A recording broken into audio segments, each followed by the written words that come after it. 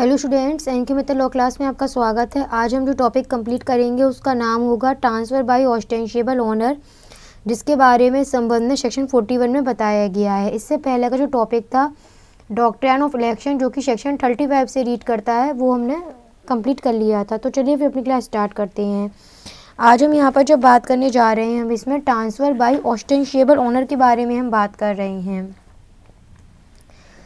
आपको पता तो होगा, एक लीगल मैगजीम है nemo dat quod non habet. मतलब ये कि कोई व्यक्ति अपने से अच्छा टाइटल किसी और को ट्रांसफ़र नहीं कर सकता है। जो व्यक्ति प्रॉपर्टी को ट्रांसफ़र कर रहा है, उस व्यक्ति के पास में उस प्रॉपर्टी के ऊपर टाइटल होना भी ज़रूरी है। आप अब इसे समझिए यहाँ पर कि जो सेक्शन 41 है ट्रांसफ़र बाय ऑस्टेंशिएबल ओनर, वो यहाँ पर इस नियम का एक एक्सेप्शन बताया गया है। भाई ट्रांसफ़र बाय ऑस्टेंशिएबल ओनर, प्रॉपर्टी का ट्रांसफ़र एक ऑस्टेंशिएबल ओनर द्वारा किया गया है। एक ऐसे व्यक्ति द्वारा प्रॉपर्टी को ट्रांसफ़र करा गया है जो प्रॉपर्टी का रियल ओनर नहीं है, केवल अपने आप को संपत्ति का स्वामी होने का दिखावा कर रहा है। जिसके द्वारा एक ऐसा व्यक्ति ऑस्टेंशिएबल ओनर कहलाएगा जिसको संपत्ति का जो असली मालिक है, रियल ओनर है, उसकी तरफ से संपत्ति का उसे सहमति दी गई है, उसे संपत्ति उसको धारण करवाई गई है। ऑस्टेंशिएबल ओनर को एक दिखावटी स्वामी है, वो वहाँ पर उसको संपत्ति के स्वामी की कंसेंट, सहमति प्राप्त है। वो सहमति एक्सप्रेस भी हो सकती है, इम्प्लाइड तौर पर भी उसे यहाँ पर इस संबंध में प्राप्त हो सकती है। संपत्ति का मतलब यहाँ पर इमूवेबल प्रॉपर्टी से माना जाएगा। इस संबंध में यहाँ पर ये देखा जाएगा कि जब ट्रांसफ़र करा जा रहा है प्रॉपर्टी का किसी ऑस्टेंशिएबल ओनर के द्वारा, और जो इसमें ट्रांसफ़री है इस संबंध में, वो कंसिडरेशन के आधार पर उस प्रॉपर्टी को रिसीव कर रहा है। वो यहाँ पर ये नहीं जानता कि जो व्यक्ति प्रॉपर्टी को ट्रांसफ़र कर रहा है, जो ट्रांसफरर है, वो असलियत में रियल ओनर नहीं है, केवल एक ऑस्टेंशिएबल ओनर है, बल्कि वो उसको ही संपत्ति का असली मालिक मान के चल रहा है। एक रीजनेबल केयर बरत रहा है, विदाउट नोटिस गुड फेथ में बाय कंसिडरेशन प्रॉपर्टी को रिसीव कर रहा है। तो यहाँ पर अभी जो पूरा प्रोसेस होगा वो ट्रांसफ़र को वॉइडेबल डिक्लेयर नहीं कर देगा। आप अब यहाँ पर सेक्शन 41 को रीड कर सकते हैं। Where with the consent express or implied of the person interested in the immovable property, a person is the ostensible owner of such property and transfer the same or consideration, the transfer shall not be voidable on the ground that the transferor was not authorized to make it, provided that the transferee, after taking reasonable care to ascertain that the transferor had power to make the transfer, has acted in good faith।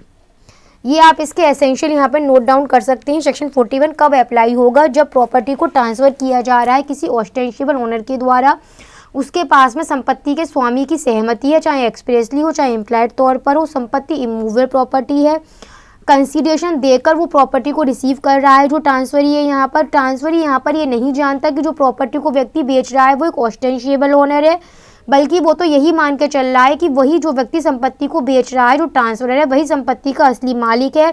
और ordinary case में transferee ने अपनी तरफ से पूछताछ कर ली है और उसको ऑर्डिनरी केस में इतना ही पता चला है कि जो संपत्ति को बेच रहा है वही व्यक्ति उसका रियल ओनर है, वो यही मान के चल रहा है। तो इस आधार पर इस पूरे प्रोसेस को वॉइडेबल नहीं किया जाएगा। सेक्शन 41 जो है वो बेनामी ट्रांजेक्शन से भी रिलेट करता है। इसका एक लीडिंग केस हुआ था मोहम्मद सुलेमान बनाम सकीना बीबी का। इस केस में यह हुआ था कि यहाँ पर एक फ़ीमेल थी। इस केस में उनकी एक प्रॉपर्टी थी, प्रॉपर्टी के नाम पर उनके पास एक मकान था। वो अपना मकान अपने रिलेटिव को देकर कहीं बाहर यात्रा पर चली गई थी। उस रिलेटिव ने क्या करा, किसी भी तरह से उस प्रॉपर्टी को उसने अपने नाम पर रजिस्टर्ड करवा लिया, अपने आप को उसका उत्तराधिकारी बताते हुए, और 2 साल के भीतर ही उसने उस प्रॉपर्टी को ट्रांसफरी को बेच दिया है। ट्रांसफरी ने कंसीडरेशन के माध्यम से इस प्रॉपर्टी को रिसीव करा है, लेकिन यहाँ पर उसने कोई भी अपनी तरफ से रीजनेबल केयर वगैरह नहीं बरती है। इसमें जब वो महिला वापस लौट कर आई तो उसने यहाँ पर केस दाखिल करा है। यहाँ पर ये डिसाइड करा गया कि जो ट्रांसफरी था, जो यहाँ पर ये बायर हुआ ना, जो ट्रांसफरी है, वो कहीं ना कहीं ये जान सकता था आराम से कि जो प्रॉपर्टी वो खरीद रहा है वो उस व्यक्ति ट्रांसफरर की नहीं है। एक ऑर्डिनरी केस में मालूमात करके पता किया जा सकता था। मात्र कंसीडरेशन दे देने से उसके द्वारा जो ट्रांसफ़र रिसीव करा गया है वो वैलिड नहीं माना जाएगा। इस केस में यहाँ पर आपको इसके अंतर्गत और भी कई केसेस देखने को मिल सकते हैं, जैसे कि रामकुमार कुंदू बनाम मैक्वीन का केस हुआ। जयदयाल पोद्दार का एक लीडिंग केस माना जाता है। रामकुमार कुंदू का केस हो जिसमें कहा गया था जब प्रॉपर्टी का ओनर किसी अन्य को अपनी प्रॉपर्टी के साथ ट्रांजेक्शन करने की परमिशन दे रहा है और जो बायर है, जो ट्रांसफरी है, वो ऑस्टेंशिएबल ओनर को ही रियल ओनर समझकर कंसिडरेशन देकर उस प्रॉपर्टी को खरीद रहा है, तो ऐसे ट्रांसफ़र को रद्द नहीं किया जा सकता जब तक कि ये साबित ना कर दिया जाए कि जो बायर था वो रियल ओनर को जानता था। जब तक ये साबित ना कर दिया जाए कि उसने जो ट्रांसफ़र, ये जो मैंने सरकम ट्रांसफ़र भी आपको बताएं, जो आपको एसेंशियल बताया, वो सभी वहाँ पर फ्री संबंध में फुलफिल होना, कंप्लीट होना बेहद ज़रूरी माने जाएंगी। इसी के साथ अपनी क्लास यहाँ पर हम कंप्लीट करते हैं।